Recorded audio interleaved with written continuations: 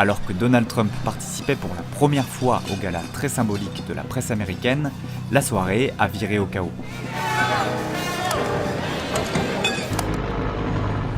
Sur les images, on aperçoit Donald Trump assis à la table d'honneur, aux côtés de la première dame Melania Trump, de sa porte-parole Caroline Leavitt et de plusieurs journalistes. Il est 20h30 à l'hôtel Hilton de Washington quand une grande agitation se fait entendre aux portes de la salle. En quelques secondes, la soirée bascule. Des bruits semblables à des tirs retentissent. Dans un premier temps, personne ne semble vraiment comprendre ce qu'il se passe. Puis, la tension monte. Melania Trump affiche un visage inquiet, des agents lourdement armés interviennent en urgence. Le service de sécurité évacue immédiatement le président par le côté de l'estrade, la musique s'interrompt brutalement, d'autres agents enjambent les tables et tiennent la salle en joue pour sécuriser la zone. Donald Trump et son épouse sont rapidement conduits vers un lieu sûr avant de quitter les lieux. Durant l'intervention, un membre des forces de l'ordre a été touché par un tir, mais sans être blessé grâce à son gilet pare-balles.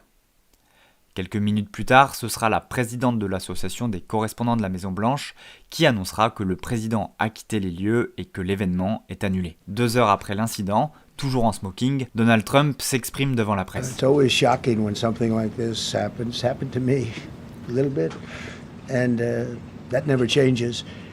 The fact, we were sitting right next to each other, First Lady on my right, and I heard a noise and sort of thought it was a tray. I thought it was a tray going down. You know, I've heard that many times, and it was a pretty loud noise.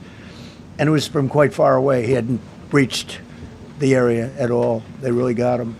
But, so it was quite far away, but it was a gun. The man has been captured.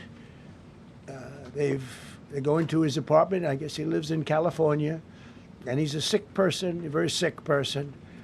And we don't want things like this to happen. I think it's very important. Le tireur, lui, a été rapidement maîtrisé par les services de sécurité. Plaqué au sol, il a été menotté avant de pouvoir atteindre la salle principale où se trouvaient membres du gouvernement, journalistes et chefs d'entreprise. L'homme, âgé de 31 ans et originaire de Californie, ne possède pas de casier judiciaire. Selon les premiers éléments de l'enquête, il se serait enregistré comme client de l'hôtel pour accéder plus facilement au gala. La justice s'est immédiatement mise en action après les faits. L'auteur présumé comparaîtra dès lundi devant la justice américaine.